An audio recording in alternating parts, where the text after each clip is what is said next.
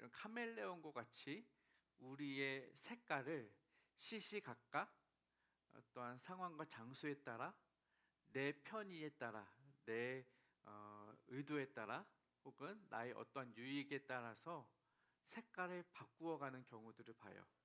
또한 그런 크리스천들을 봅니다. 우리는 그런 사람들을 카멜레온 크리스천이라 부릅니다. 교회에서는 교회의 색깔을 입어요. 교회에서 사용하는 언어와 교회에만 오면 장착하는 그런 미소가 있죠. 그리고 성경적인 언어를 사용하고 성경적인 포즈를 사용하며 나는 신앙인입니다라는 것을 마음껏 뽐냅니다. 그런데 주일 예배가 끝나고 나면 우리는 세상의 옷으로 세상의 색깔로 우리를 다시 바꿔 입죠.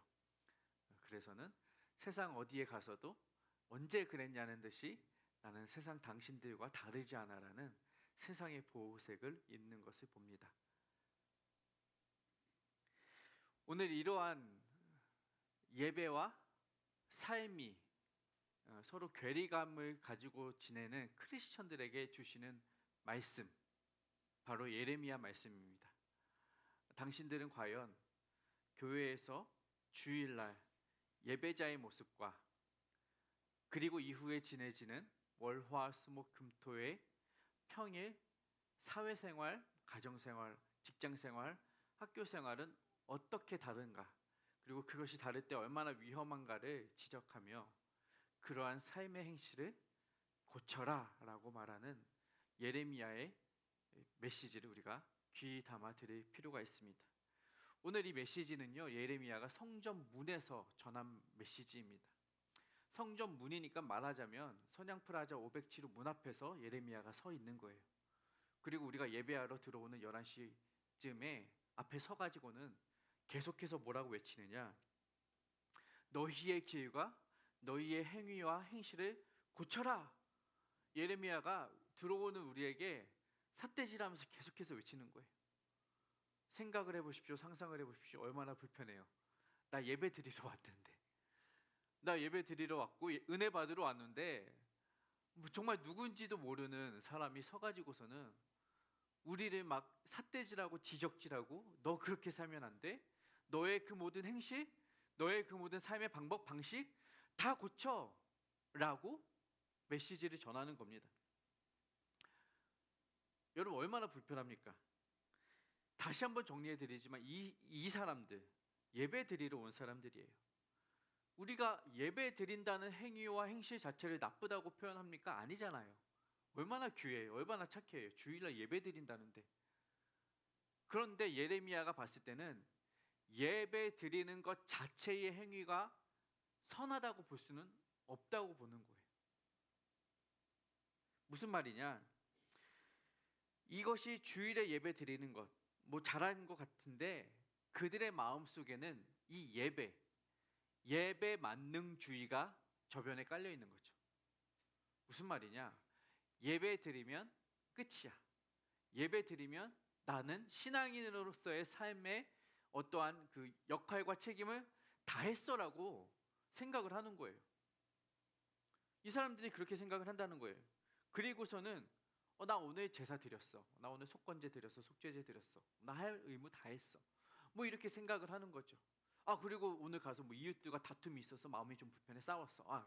제사 드려야지. 집에다 전화합니다. 여보, 거기 집에서 흠없는 비둘기 좀 잘 준비해놔봐. 나 가서 제사 드리게. 뭐 이런 느낌 아니겠습니까? 그리고서는 가서 흠없는 비둘기 딱 드리고, 나 이제 제사 드렸고 속죄제 드렸으니 나는 해야 할 의무를 다 했어라고 예배 만능주의, 제사 만능주의의 잘못된 신앙의 생각을 가지고 있는 사람들 향해 선포하는 거예요. 그러니 이 예배가 바른 예배일 리가 없다는 거죠. 그러한 마음으로 예배 만능주의의 생각을 가지고 나 이거 예배 드림으로 내 크리스천으로서의 의무를 다했어? 예배 한번 드림으로 내가 한 주간에 해야 할 신앙의 행위는 다 했어라고 만족하고 자위하고 자족하고 있는 그러한 잘못된 카멜레온 크리스천들을 향해 예레미야는 선포하는 거예요. 그 예배의 행위, 그걸로 온전치 않다. 그것이 완전하지 않다. 그래서 4절에서는 뭐라고 말을 하냐면요. 여호와의 성전이라 여호와의 성전이라 여호와의 성전이라.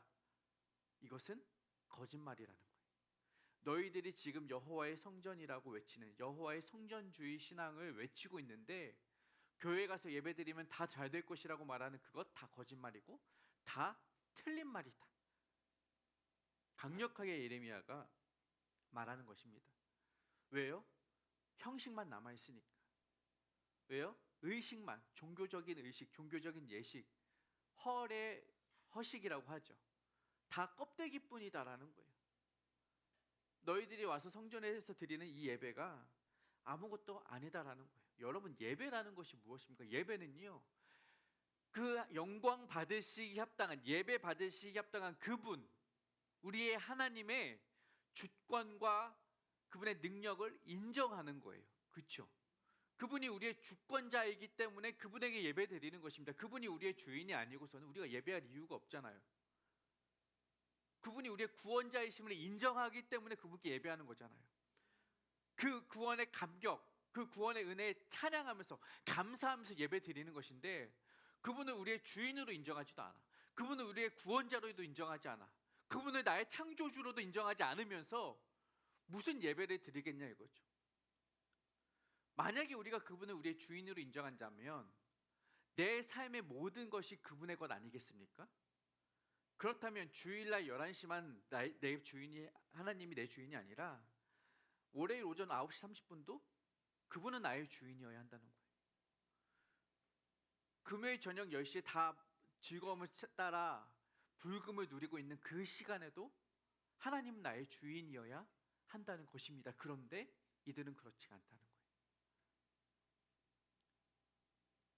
여러분, 예배의 본질을 기억해야 합니다. 예배는요, 우리와 하나님과의 관계입니다. 내가 하나님을 예배하는 거예요. 그 중간에 비둘기나 소나 양이 들어올 자리가 없어요. 분명히 구약에서는 그 은혜로 말미암아 내가 죽지 않고 제물들이 대신 죽었지만, 여러분, 하나님과 언약을 맺은 대상은 비둘기나 소나 양이 하나님과의 언약을 맺은 것이 아닙니다. 우리와 하나님이 언약 관계에 있는 거예요. 그것은 무슨 말이냐? 하나님께 예배할 대상은 바로 우리 자신이라는 것이죠. 왜 그 책임과 그 의무와 또 그 권리와 그 축복을 재물들에게 내던져 놓느냐 이거죠. 하나님께 예배해야 할 대상도 우리이며 그 복을 받을 대상도 우리라는 것입니다. 여러분, 그것이 예배예요. 하나님과의 관계를 회복하여 가는 것입니다. 여러분, 그런데 이 예레미야 시대의 이스라엘 백성들은 그렇지 못했다는 거죠. 그것을 우리는 종교인이라고 합니다. 종교인과 신앙인은 다릅니다. 엄연히 다릅니다. 종교인은 앞서 말씀드렸던 종교 의식을 행하는 자들이에요. 그들을 우리는 종교인이라고 해요. 신앙인은 뭐예요? 종교 의식뿐이 아니라 믿음으로 사는 사람들을 우리는 신앙인이라고 합니다. 그래서 신앙인은요, 삶이 달라요. 종교인은 주일날 예배 드리면 끝이에요. 예배 드리는 행위, 헌금을 드리는 행위, 봉사하는 행위에 집중합니다. 신앙인은 달라요. 내면이 다르고요, 그 주일에 예배 한 순간이 아니라 우리 삶의 모습이 다른 거예요. 그래서 우리는 신앙을 생활이라고 하죠. 그래서 우리는 신앙생활한다고 하잖아요. 신앙은 생활이에요. 생활. 어떠한 이 시간 한순간에만 드려지는 예배가 아니라 우리의 모든 삶을 하나님께 드리는 것이 신앙입니다. 우리는 종교인이 되어서는 안 돼요. 우리는 신앙인의 삶을 살아야 합니다. 우리는 종교적인 삶이 아니라 신앙적인 삶을 살아요. 종교적인 사람이 아니라 신앙적인 사람이 되어야 한다는 거예요. 이스라엘 백성들은 종교인입니다. 그리고 예배 한 번 드리고 나서 이렇게 말하죠. 10절에 보니까 뭐라고 말을 하냐면요, 우리가 구원을 얻었나이다. 예배 한 번 드리고서는 나가는 길에 와, 내가 구원을 얻었구나, 할렐루야, 이렇게 잘못된 착각 속에 살아가고 있습니다. 그리고서는 하나님의 성전을 뭐라고 표현하느냐 11절도 함께 읽어보겠습니다. 시작. 내 이름으로 일컬음을 받는 이 집이 너희 눈에는 도둑의 소굴로 보이느냐. 하나님의 성전을 뭐라고 해요? 도둑의 소굴로 일삼아요. 도둑의 소굴은 무엇입니까? 도둑놈들이 도둑질을 해요. 사람을 때리고 강도짓을 해요. 물건을 가지고 도망가요. 누군가 쫓아오겠죠. 따그닥따그닥따그 말 타고 가는지 자동차 타고 가는지 모르겠어요. 도망을 가요. 어디로 가요? 도둑의 소굴로 가요. 그리고 나서는 이제 안전하구나. 피해 있는 공간, 은신처, 소굴이죠. 자기들 할 죄, 잘못 다 저질러 놓고서는 소굴에 들어가서 나는 안전하다. 이스라엘 백성들이 똑같은 거예요. 자신들이 할 죄악들, 범죄들 다 저질러 놓고는 하나님의 성전에 와서는 나는 안전하다. 잘못됐다는 거예요. 예레미야가 경고하는 거죠. 너희들 그런 생각, 너희들 그걸로 구원받았다는 생각들 착각이다. 여러분, 교회는요, 성전은요, 우리의 죄를 회피하는 장소가 아닙니다. 이곳은 우리의 죄를 회개하는 장소입니다. 여러분, 우리의 죄를 회피하고 우리의 삶을 회피하려고 하지 마세요. 하나님 앞에 독대하시고 예배하시면서 우리의 삶을 회개하는 삶이 되어야 합니다. 우리의 삶이 자꾸 하나님 앞에서 합리화하는 삶을 살려고 해요. 나의 삶을 합당화하려고 해요. 어쩔 수 없었어요. 그리고서는 하나님과 딜을 하려고 하죠. 이런 행실을 고치라는 거예요. 자신의 삶에 합당한 책임을 지는 삶, 그것이 신앙인의 바른 삶이라는 것입니다. 여러분, 우리의 삶이 하나님 앞에서 온전히 회개되어지는, 그리고 회복되어지는 삶을 사시기를 바랍니다. 회피하는 삶을 살지 마시기를 바랍니다. 우리 하나님 앞에서 이 죄의 문제가 먼저 해결이 되어야 돼요. 이 행실이 고쳐져야 돼요. 우리의 죄의 행실이 뿌리 뽑아져야 됩니다. 여러분, 죄는 뭐냐면요, 죄는 두 가지가 있어요. 하지 말아야 할 것을 하는 것이 죄예요. 그리고 두 번째는 뭐냐면 해야 할 것을 안 하는 게 죄예요. 오늘 본문에 봅시다. 이스라엘 백성들 6절에 보면요, 6절에 어떤 죄를 지어요? 이방인과 고아와 과부를 도우라는데 돕지를 않아요. 이것은 뭐냐? 해야 할 일을 하지 않는 거예요. 죄예요. 그리고 9절에 보니까 뭐냐? 도둑질과 살인과 간음이에요. 이것은 해야 돼요, 하지 말아야 돼요? 하지 말아야 하는데 하는 거예요. 이스라엘 백성들은요, 하라는 건 하지 않고 하지 말라는 건 하는 거예요. 그냥 죄가 그득그득해요. 죄가 만연해요. 죄가 편만해요. 그러니까 그냥 죄의 덩어리예요. 그러니까 어떻게 하냐 이거죠. 이렇게 예배를 드리면서 예배 만능주의의 삶을 살지만 현장에서는, 삶의 생활에서는 신앙인의 삶이 아니라 종교인의 삶으로서 온갖 죄는 다 짓고 하라는 것 하지 않고 하지 말라는 것 하면서 죄만 따라가고 있는, 잘못된 행실에 쫓고 있는 이들을 향해 우리가 가져야 할, 우리가 되새겨야 할 메시지는 무엇이냐? 이 죄의 행실을 끊으라는 것입니다. 이 죄의 모습들을 고쳐야죠. 우리를 향한 하나님의 동일한 메시지입니다. 오늘날 이 시대의 이스라엘 백성들과 뭐가 그렇게 다릅니까? 우리라고 뭐가 그렇게 잘났습니까? 그렇지 않잖아요. 돌아보니까, 말씀을 읽다 보니까, 묵상하다 보니까 똑같아요. 저도 이렇게 예배 만능주의로 살았고 성전 중심주의로 살았고 삶의 변화를 일으키자 말하면서도 이 중간에서는 연결되지 못한, 단절된, 그래서 우리가 링크처치잖아요. 이거 연결하자는 거예요. 우리의 삶은요, 이 중간에서 이것이 링크가 되는 삶이어야 해요. 그래서 중요한 것은 이러한 죄의 행실을 끊어야 한다는 거예요. 여러분, 힘들지만요, 끊어냅시다. 이게 정말 어려워요. 그런데 성경은 우리에게 분명히 말합니다. 그거 끊어라. 그거 고쳐라. 그거 잘라내라는 거예요. 여러분, 이것을 잘라내지 않는 한 우리가 구원받았도다라고 하나님 앞에 자랑하며 찬양할 수가 없습니다.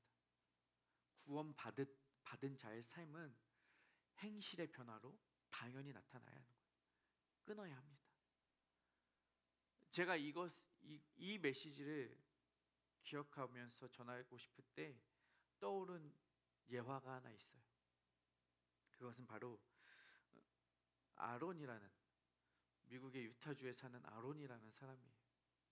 이 사람은 익스트림 스포츠죠. 막 암벽을 등반하고 자전거 타고 막 하이킹하고 이런 것들을 즐겨하는 사람이에요. 2003년 그날도 그는 변함없이 혼자서 자전거를 타고 광야를 달립니다. 그러다가 문제에 봉착하는데 암벽 속에 빠지게 되고, 그 빠진 암벽 사이에 돌덩이가, 바위 덩어리가 떨어져 내려오면서 그 암벽 틈에 끼게 되는데, 문제는 그 암벽과 바위 사이에 자신의 손도 끼어버렸어요.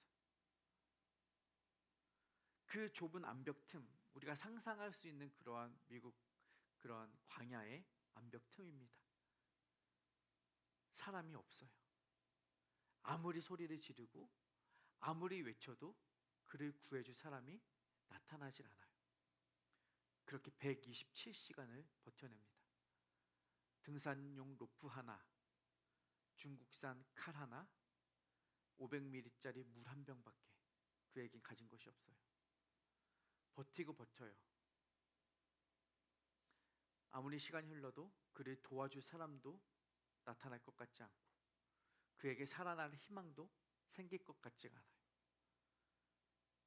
이제 선택의 기로에 섰습니다. 이대로 여기서 죽느냐, 아니면 자신의 손을 자르고 올라가느냐.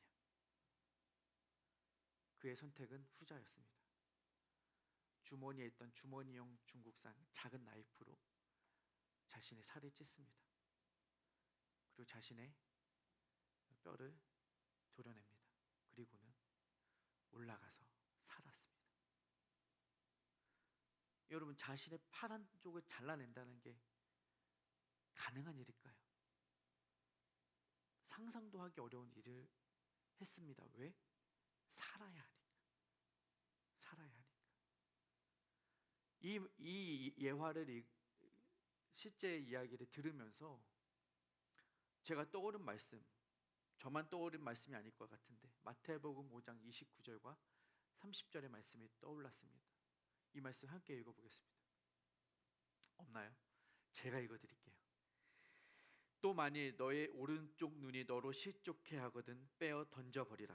내 지체 가운데 하나가 손상되는 것이 내 온 몸이 지옥에 던져지는 것보다 나으니라. 또 만일 내 오른손이 너로 실족해 하거든 잘라 던져버리라.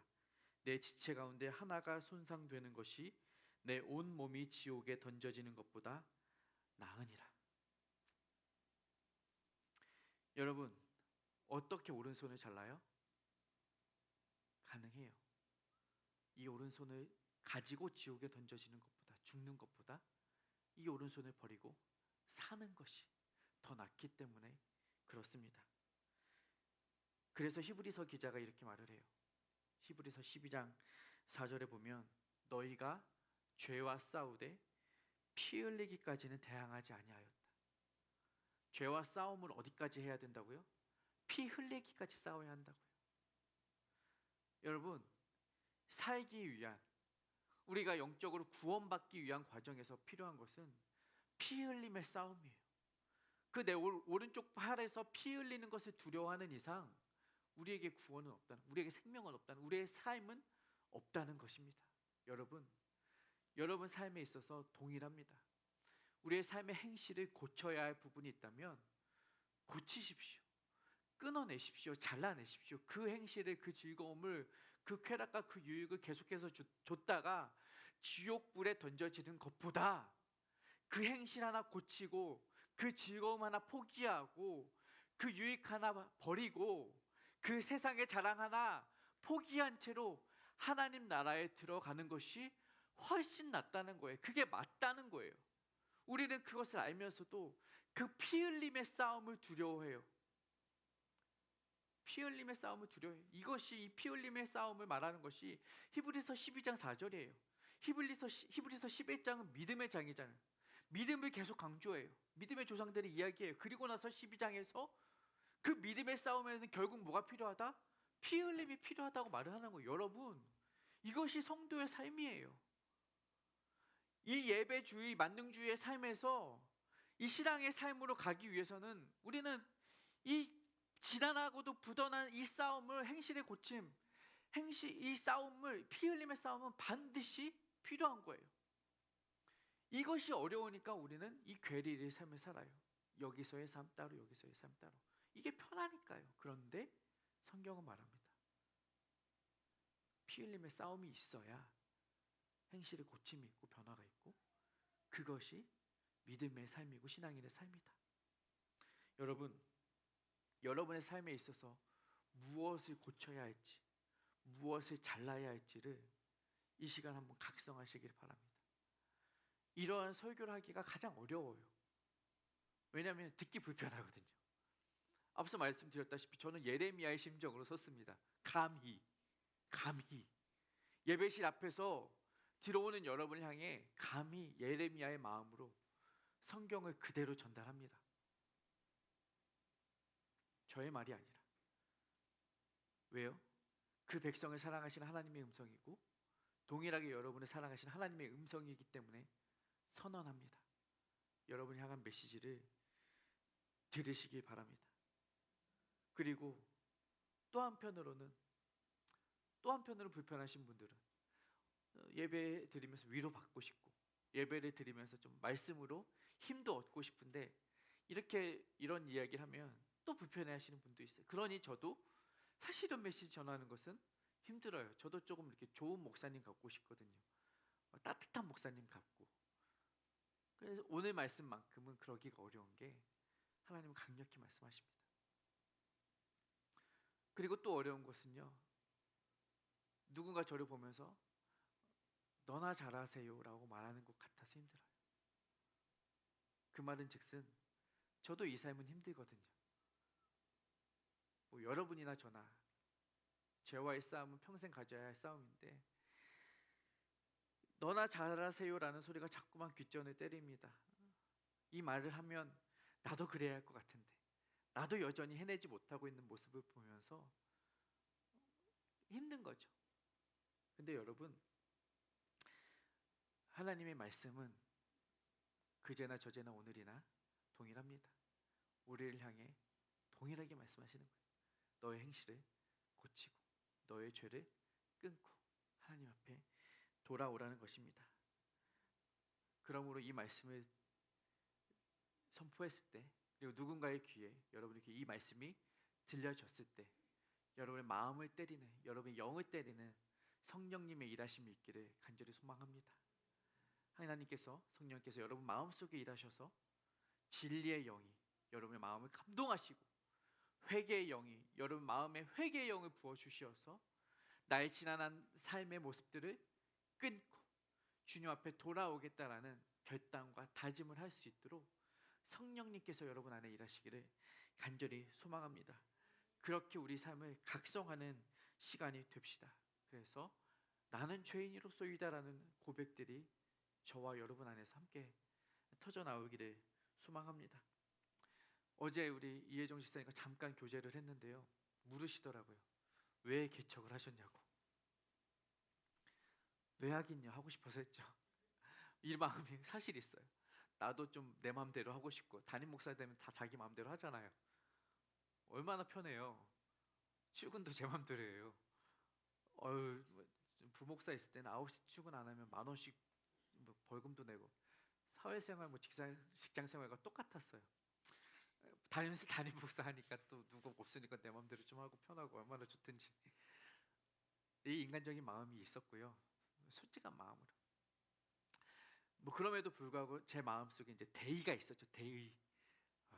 건강하고 하나님이 기뻐하시는 교회 세우고 싶다라는 마음이 있었어요. 그게 먼저죠, 당연히. 그런데 여러분, 개척을 하면서 보니까요, 그 본질에 집중하는 것보다는 또 그 바깥 것들에 자꾸만 마음을 빼앗기고 시선을 쏟는 저의 모습을 보게 되더라고요. 자꾸만 이쁜 것만 찾아다 넣고 싶고 예배시 좀 잘 꾸미고 싶고 이 화분을 여기다 둬야 이쁠까 저기다 둬야 이쁠까 여러분 화분 저기다 또 옮겼습니다. 자꾸 그런 데 집중하는 저를 봐요. 이 말씀 준비하면서 확 저를 때리더라고요. 너가 정말 본질에 예배에 집중하지 않고 예배 만능주의 성전주의에 빠져서 껍데기뿐인 교회를 갖고 가고 있구나. 조금 더 세련된 예배, 조금 더 감각적인 예배, 그런 걸 만들기 위해 힘을 쏟고 있구나. 이런 생각들이 확 오는 거예요. 얼마나 부끄럽든지요. 이 말을 하고 있는 지금도 얼마나 부끄러운지 몰라요. 그런데 왜 해요? 회개하는 거예요.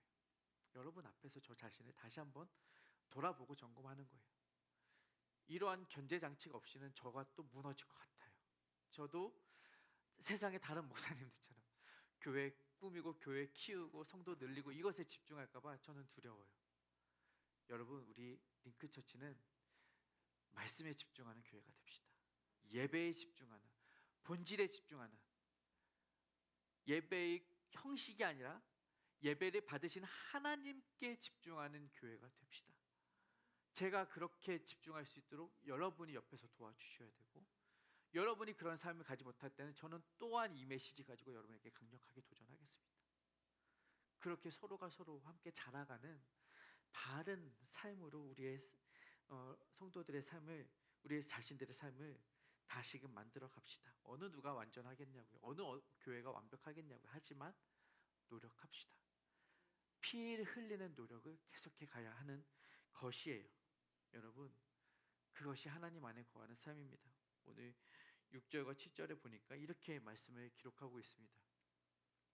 화를 자초하지 아니하면 내가 너희를 이곳에 살게 하고 곧 너희 조상에게 영원 무궁토록 준 이 땅에서 하나님 뭐라고요? 이곳에 살게 할 것이라는 것입니다. 하나님 앞에 바른 삶으로 행실의 변화를 가져오는 이에게 주어진 복은요, 이곳에 사는 복입니다. 여러분, 하나님 떠나서 살아보셨습니까? 하나님의 사람이 하나님 떠나서 살면요, 그것만큼 고된 것도 없고 그것만큼 고역도 없어요. 그것만큼 큰 화도 없습니다. 여러분, 하나님은 말씀하십니다. 너희들이 화를 자초하지 아니하면, 죄에 거하지 아니하면 나는 너희를 내 안에 거하게 할 거예요. 이게 가장 큰 복입니다. 믿는 자들에게 가장 큰 복은 이거예요. 저가 내 안에, 내가 그 안에 있으면 그 사람은 과실을 많이 맺나니. 그게 복이라는 거예요. 우리의 삶에 과실을 많이 맺는 풍성한 삶을 누릴 수 있는 가장 첫 번째 방법은요, 하나님 안에 거하는 거예요. 그 방법을 제시해 주셨죠. 어떻게 하면 하나님 안에 거할 수 있다고요? 어떻게 하나님 안에 살 수 있다고요? 화 자초하지 않고. 이 화라는 단어가 죄라는 단어예요. 리라으라는 단어가 죄악이라는 단어입니다. 그러니까 죄악 가운데 거하지 않으면 이 안에 살겠다는 거예요. 반대로 말하면 이 안에 살지 않는 것이 죄이고 이 안에 살지 않는 것이 재앙이라는 거예요. 바꿔 말하면 이 안에 사는 것이 복이라는 것이죠. 저와 여러분 하나님 안에 거하시는 복을 누리시기를 바랍니다. 그 일을 위하여 우리의 삶의 행실을 하나하나 고쳐가시고 바꿔가시고 주님이 주시는 은혜 가운데 살아가시는 이번 한 주가 되시기를 주님의 이름으로 축복합니다.